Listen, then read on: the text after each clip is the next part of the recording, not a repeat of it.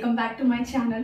आज ना आम्ही जाण्याचा प्लॅन करतोय, म्हणजे तसं आम्हाला दुसऱ्याकडे जायचं होतं, जे इकडे म्हणजे रिसॉर्ट वगैरे असतात ना, जसं की मेहेर आहे, मोराची चिंचोली आहे, तसं काहीतरी जायचं। कालच्या दिवशी जरा बरं नव्हतं म्हणून म्हटलं असं काहीतरी मंदिरावर वगैरे जाऊया।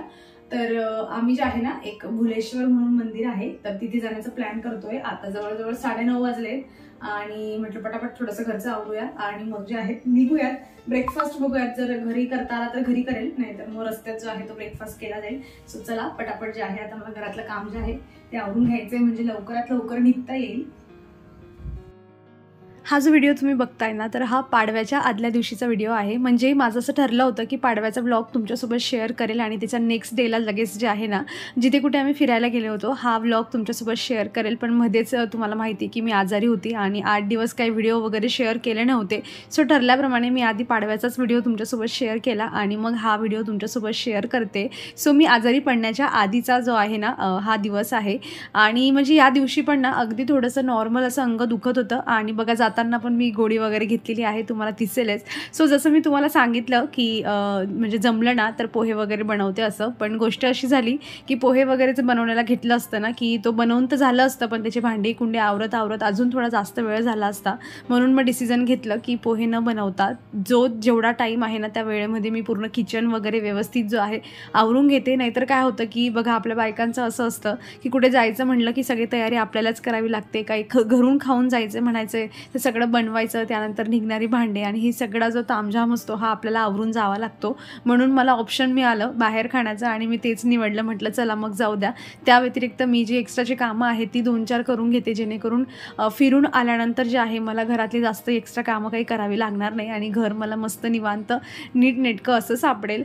तर आता कुठेतरी फिरायला जायचं म्हटल्यावर काहीतरी असं घालून जायचं, म्हणजे कपडे कितीही असू दे आपल्याकडे पण तरी कन्फ्युजन असतं की घालायचं कुठलं, आणि असंच घालायचं असतो ज्याला काही ना काही अल्टरची गरज असते। मलाही असंच काहीसं करायचं होतं। सो बघा तुमच्यासोबत ही शॉर्ट कुर्ती मी शेअर केलेली आहे तशी व्हिडिओमध्ये आणि मला खूप आवडली होती म्हणून मी ठेवून पण घेतली होती। तर मला असं वाटत होतं की थोडी लूज आहे, म्हणजे मी मागवताना जर एक्स्ट्रा स्मॉल साईजमध्ये मागवली असती ना तर मला अल्टरची गरज पडली नसती, पण मी स्मॉल साईजमध्ये मागवली होती म्हणून म्हटलं थोडी अल्टर जी आहे हिला करावी लागेल, कारण लूज जास्त एवढं पण छान नाही वाटत मग। आणि घरीच ही सगळी सुविधा आहे अल्टर वगैरे करून घेण्याचं, मग कशाला ना एवढं हे करायचं, करून घ्यावं म्हटलं। 5 मिनिटात मशीन काढलं मस्त मी आणि एक शिलाईन जे आहे इथे मारून घेते। तर बघा हे मिशोवरून मी हे मशीन मागवलेलं होतं, मला माहिती याच्यावर मला कमेंट येतील भरपूर। मला प्रोडक्ट मिळालं, तसं आता तुम्ही फ्लिपकार्ट नाही तर अमेझॉनवरून घ्यावं लागेल, कारण मिशोवर अवेलेबल नाही आहे। छोट्या मोठ्या गोष्टी अल्टर वगैरे करून घ्यायचे, खूप छान अल्टर करून होतं आणि लाईटवर हे चालत असतं किंवा बॅटरी वगैरेवर पण चालतं, पण मी लाईटवरच चालवते त्याला। तर मी याची लिंक तुम्हाला डिस्क्रिप्शनमध्ये देईल, प्रोडक्ट मिळालं नाही तर मग मी टॅग पण करून देईल तुम्हाला। सो चेक करून घ्या तुम्ही। आणि आता 4 वर्षापासून यूज करते, सो मला तरी जसं मिळालं तसं खूप चांगलं चालतं आहे माझं। आता मी नवीन येणाऱ्या कुठल्याही मशीनची गॅरंटी वगैरे घेऊ शकत नाही, पण माझं तरी खूप छान चालतं आहे। खूपच जास्त असं मी खूप यूज केलं असं नाही, स्टार्टिंगला खूप यूज केलं होतं मी, पण आता जेवढी गरज पडली तेवढंच फक्त करते, कारण वेळ एवढा जास्त नसतो, त्यामुळे जास्त काढून त्याच्यावर शिलाई वगैरे काम होत नाही माझं, पण चाललं आहे अजूनही खूप छान चाललं आहे माझं। सो मी आता अल्टर वगैरे करून झाल्यानंतर तयारी करायला सुरुवात केलेली आहे आणि तुम्ही बघता इथे पियाची चुडबुड मात्र कंटिन्युअस चाललेली आहे तिची। म्हणजे ती एवढी एक्सायटेड होती ना, म्हणजे काय होत असतं की आम्ही जवळजवळ माझ्या भावाच्या लग्नानंतर कुठे काही असं फिरायला गेलोच नाही आणि उन्हाळा सुरू झाला की इच्छा पण होत नाही कुठे काही जावं असं। सो ती खूप एक्सायटेड होती की चला आपण चाललोय कुठेतरी असं म्हणून। सो तिचं चाललेलं होतं आधी मला तयारी कर आणि मग तू जे आहे तुझी तयारी कर। आणि मुलांचं कसं असतं ना, थोडंसं त्यांना जेव्हा स्वतःची बुद्धी जेव्हा चालायला लागते ना की ओके मी ह्याच्यावर असं काहीतरी वेअर करू शकते, असंच हेअरस्टाईल घालू शकते, हे मुलांना जेव्हा समजायला लागतं ना, म्हणजे खरं सांगते मी मुलींच्या बाबतीमध्ये तरी एवढा स्मार्टपणा दाखवतात ना। म्हणजे पिया असं मला दाखवत असते की तुला काही कळत नाही मम्मा, तू असंच घाल, तू तसंच घाल, याच्यावर ही क्लिप लावली पाहिजे, ह्या शर्टवर हेच पॅन्ट छान दिसेल। आणि खरंच सांगते मी पूर्ण घालून झाल्यानंतर ना, जसं पण ती सांगते तिने तिच्या पद्धतीने तयार झाली ना, ती खूपच छान मस्त तयार झालेली असते ती। म्हणजे तिला जो सेन्स आहे ना फॅशनमधला तो बराचसा तिला माहीत आहे की ओके याच्यावर हे घातलं पाहिजे, हेअरस्टाईल अशी केली पाहिजे वगैरे वगैरे। थोडा ॲडव्हान्स आहे ती माझ्यापेक्षा, मला असं वाटतं। चला तिची तयारी झाली होती, मी तिला इथं हकलवलं इथून आणि म्हटलं चला आता पटापट मी पण तयारी जी आहे ती करून घेते।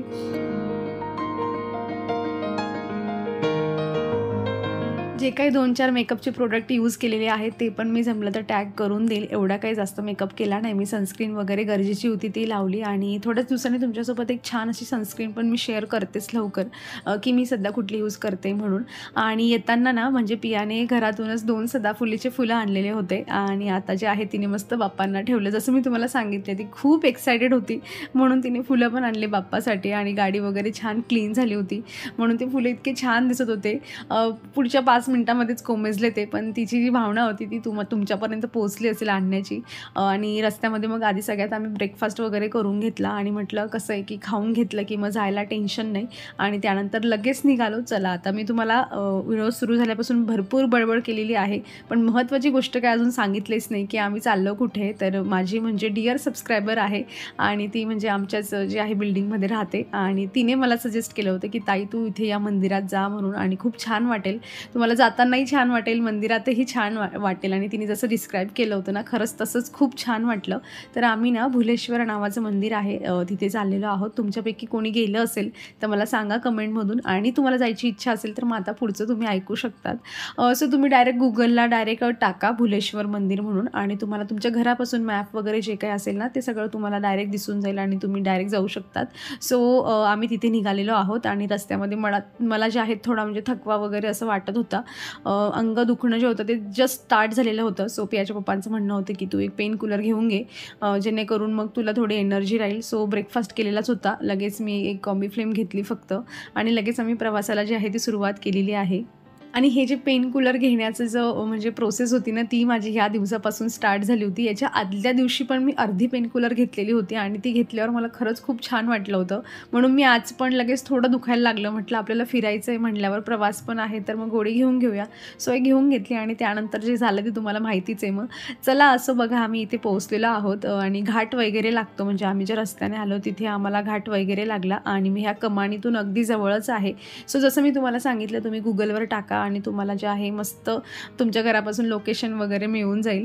मंदिराचा आजूबाजूचा परिसर आता म्हणजे मंदिराबद्दल काही सांगायचं म्हटलं तर आजूबाजूला म्हणजे खूप काही फिरण्यासारखं असं नाही आहे, पण तुम्हाला पण जसं मी तुम्हाला व्हिडिओच्या स्टार्टिंगला सांगितलं की आम्ही असा विचार करत होतो की एखाद्या रिसॉर्ट वगैरेला जाऊया आणि मस्त एक दिवस तिथे पूर्ण दिवस घालवूया.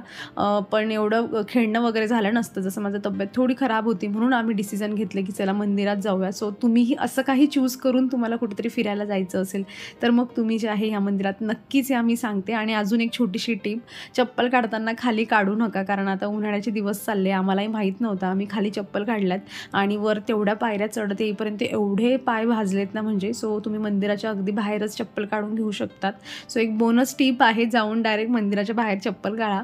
आणि खूप म्हणजे असं जुन्या काळातलं मंदिर आहे आणि खूप काही तुम्हाला बघायला मिळेल असं नाही, पण म्हणजे बाहेरच्या एवढ्या मोठ्या गरमीमधून तुम्ही जेव्हा मंदिराच्या आतमध्ये जाणार ना असं वाटतं की काय ही एसीची हवा पण असेल आणि इतकी छान शांतता थंड एकदम वातावरण जे आहे ना ह्या मंदिराच्या आतमध्ये आहे आणि मोठं आहे मस्त. आणि अजून एक वैशिष्ट्य म्हणजे ह्या मंदिराची मला असं वाटतंय की मी तुम्हाला पूर्ण डिटेलमध्ये हे सगळं दाखवू शकते बरं का, कारण इथे कॅमेरा वगैरे सगळं अलाउड होतं आणि म्हणून मी तुम्हाला बारीक बारीक गोष्टी पण मी ज्या आहेत त्या सगळ्या शूट केलेल्या आहेत आणि तुम्हाला या व्हिडिओमधून बघायला मिळतील.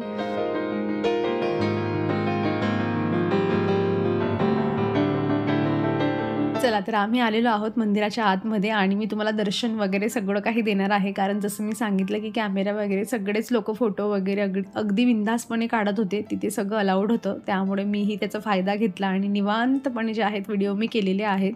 इकडे आल्यानंतर ना म्हणजे खूप बघायला मिळालं असं नाही आहे, पण खरंच मन इतकं मस्त शांत झालं ना. म्हणजे इतकं छान कोरीव काम आहे आणि जुन्या काळातल्या गोष्टी आहेत. मुलांनाही सांगायला होतं आपल्याला की ओके असं असं हे सगळं बनलेलं आहे आणि बऱ्याच म्हणजे एवढं जुनं मंदिर होतं आणि तिथे फॉरेनर्स वगैरे पण तिथे व्हिजिटला आलेले होते.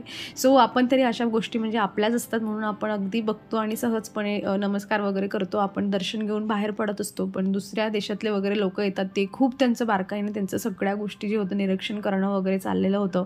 फोटो वगैरे अगदी डिटेलमध्ये घेणं चाललेलं होतं कारण तिथल्या जे मंदिराच्या जो आजूबाजूचा जो परिसर आहे ना तो एवढा बारीक बारीक गोष्टींनी म्हणजे अगदी इतकं कोरीव काम केलं आहे ना दगडामध्ये. इतक्या छान छान मूर्त्या काय आणि म्हणजे ज्याला या गोष्टीमध्ये इंटरेस्ट आहे ना असं जुन्या गोष्टी बघणं, कोरीव काम बघणं, मी तर म्हणते त्यांचा वेळ तर इथे खूपच छान जाणार आहे.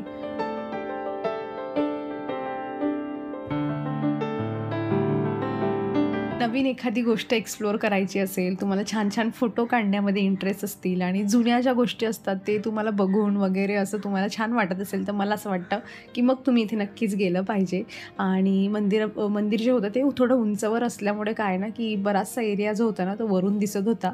आम्ही सगळं काना कोपरा अगदी म्हणजे काही गर्दी वगैरे काही नव्हती तिथे एवढी जास्त, त्यामुळे निवांत अगदी बसता पण येत होतं. बरेचसे लोक मस्त मांडी घालून गप्पा वगैरे करत होते. लहान मुलांसोबत जी फॅमिली वगैरे आले होते त्यांचा टिफिन वगैरे खाणं जे होते तेही तिथे चाललेलं होतं. सो मस्त आहे, निवांत जाऊन आपण आपले 2-2.5 तास जे आहे ते मस्त मंदिराच्या आतमध्ये तुम्ही घालवू शकतात. आणि या छोट्या छोट्या गोष्टी बघता बघता 2-2.5 तास कसे जातात हे समजत पण नाही. आणि जाऊन शांतता वाटते महत्त्वाचं म्हणजे. आणि मंदिर असलं म्हणल्यावर मग तुम्ही कुठलंही मंदिर घ्या, इतकं छान कोरीव काम असू द्या किंवा मग नॉर्मल कुठलं मंदिर असू द्या, मध्ये आपण मंदिरात गेलो की शांतता जी असते ती आपल्याला मनाला फील होतच असते. सो हे काही तुम्हाला छोट्या छोट्या गोष्टी मी इथे दाखवण्याचा प्रयत्न करते. पण कुठलीही गोष्ट आहे आणि ती इतक्या बारकाईने बनवलेली आहे, मेहनतीने बनवलेली आहे, ती आपण व्हिडिओमधून एक्सप्लेन करणं किंवा ते प्रत्यक्ष डोळ्यांनी बघण्यापेक्षा म्हणजे व्हिडिओ आणि प्रत्यक्ष डोळ्यांचा बघण्याचा हा फरक पडतो. सो जवळपास असेल तर मला असं वाटतं की तुम्ही नक्कीच गेलं पाहिजे. कारण बऱ्याच वेळा आपल्याला असं होतं की अरे आपल्याला सॅटर्डे संडे आलेला आहे, कुठेतरी जायचं आहे, पण काही ऑप्शनच मिळत नाही, जायचं कुठे. तर मी तुमच्यासाठी हे एक छोटंसं ऑप्शन घेऊन आलेली आहे. 1 दिवसाचा प्लॅन तुम्ही इथे जाऊन करून घेऊ शकतात. आणि तुम्ही जर ह्या एरियामध्ये राहत असाल ना, महत्त्वाचं म्हणजे तर ह्या मंदिराच्या आजूबाजूला काही छान बघण्यासारखं असेल तर मला नक्की ह्याच व्हिडिओच्या कमेंटमध्ये सांगा. म्हणजे नेक्स्ट टाईम कधीही परत इकडे जाणं झालं तर मग त्या ठिकाणी हे आम्ही जाऊन जे आहे ते व्हिजिट करू. आणि अजून जे आहे ते फिरण्याचं मस्त मज्जा येते ना. कारण सकाळी आमचं ठरलं होतं, म्हणजे काल परवाच्या दिवशी चाललेलं होतं की रिसॉर्टला वगैरे जायचं की नाही, तर बरंच झालं आम्ही नाही गेलो आणि इथे आलो. कारण मला असं वाटते की रिसॉर्टपेक्षा इथे जरा जास्त निवांत येऊन जे आहे मस्त वेळ घालवता आला. रिसॉर्ट वगैरेला गेलो असतो खूप दमलो असतो आम्ही, त्यापेक्षा बरंच झालं आम्ही इथे आलो. मंदिरात जाताना काही घंटा वाजवायला मिळाला नाही पियाला, म्हणून आता जाताना जे आहे ती इथे घंटा वाजवून मग आम्ही निघालेलो आहोत. जसं मी सांगितलं मंदिराच्या आजूबाजूला एवढं काही होतं नाही. सो आम्ही मध्येच 2-2.5 तास घालवलेले होते आणि आता जे आहेत आम्ही आता घराकडे परतणार आहोत.